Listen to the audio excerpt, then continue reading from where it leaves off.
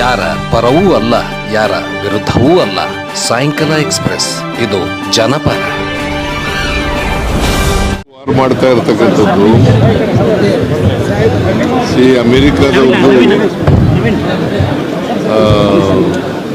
ನನ್ನ ಪ್ರಕಾರ ಖಮೇನಿ ಮೇಲೆ ಮಾಡಿರ್ತಕ್ಕಂಥ ವಾರ ಇದೆಯಲ್ಲ, ಇರಾನ್ ಮೇಲೆ ಮಾಡಿರ್ತಕ್ಕಂಥ ವಾರ ಅನಗತ್ಯವಾದದ್ದು.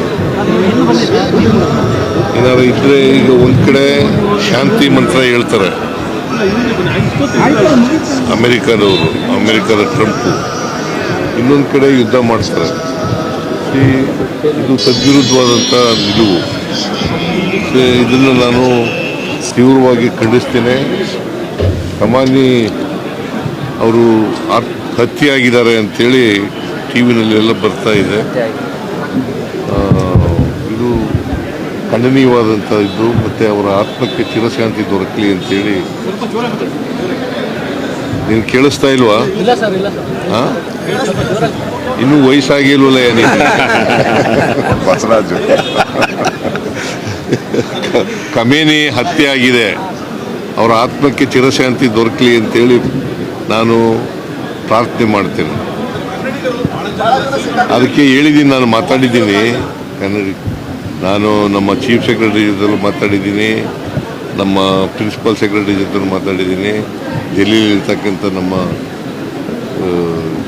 ರೆಸಿಡೆಂಟ್ ಕಮಿಷನರ್ಗೂ ಕೂಡ ಮಾತಾಡಿದ್ದೀನಿ. ಅಲ್ಲಿ ಬಂದಾಗಿದೆ, ದುಬೈನಲ್ಲಿ ಬಂದಾಗಿದೆ ಏರ್ಪೋರ್ಟು. ಅದು ತೆರವು ಮಾಡಿದ ತಕ್ಷಣ ಅವ್ರನ್ನ ಕರ್ಕೊಬರೋಕ್ಕೆ, ಸೇಫಾಗಿ ಕರ್ಕೊಬರಲಿಕ್ಕೆ ಪ್ರಯತ್ನ ಮಾಡ್ತೀವಿ. ಹಾಂ, ಹೌದೌದು. ಭೋಜೇಗೌಡರು ಕೂಡ ಅಲ್ಲೇ ಇದ್ದರು, ಅವ್ರ ಜೊತೆ ಮಾತಾಡಿದೆ ನಾನು. ಭೋಜೇಗೌಡರ ಜೊತೆ ಮಾತಾಡಿದೆ, ಆರಾಮಾಗಿದ್ದಾರಂತೆ, ಹೋಟೆಲ್ನಲ್ಲಿ ಇದ್ದಾರಂತೆ. ಅದರಿಂದ ಇದಾದ ಮೇಲೆ ನಾವು ಇವ್ರ ಜೊತೆಲೂ ಟಚ್ನಲ್ಲಿದ್ದೀವಿ. ವಿದೇಶಾಂಗ ಸಚಿವಾಲಯ ಟಚ್ನಲ್ಲಿದ್ದೀವಿ. ಸೊ ಅದರಿಂದ ನಾವು ಯಾರಿಗೂ ತೊಂದರೆ ಆಗದ ರೀತಿಯಲ್ಲಿ ಸುರಕ್ಷಿತವಾಗಿ ಕರ್ಕೊಂಡ್ಬರ್ತಕ್ಕಂಥ ಪ್ರಯತ್ನವನ್ನು ಮಾಡ್ತಾ ಇದ್ದೀವಿ.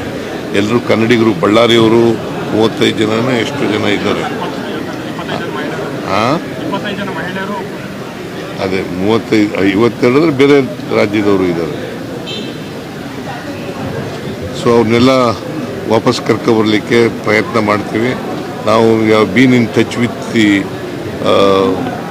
ಫಾರಿನ್ ಅಫೇರ್ಸ್ ಇದು ಸಚಿವಾಲಯ ಸೆಕ್ರೆಟರಿಯೇಟ್ ಜೊತೆ ಟಚ್ನಲ್ಲಿದ್ದೀವಿ.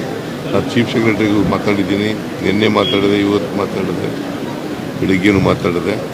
So all our Indians are safe in Dubai. ಅದೆಲ್ಲ ಬಂದಮೇಲೆ ನೋಡಿ.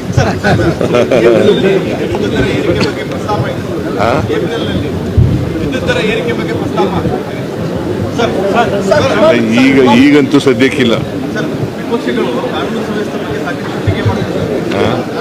ವಿಪಕ್ಷಗಳಿಗೆ ಬೇರೆ ಏನು ಕೆಲಸ ಇಲ್ಲ, ಇವ್ರಿಗೆ. ಯಾರ ಪರವೂ ಅಲ್ಲ, ಯಾರ ವಿರುದ್ಧವೂ ಅಲ್ಲ.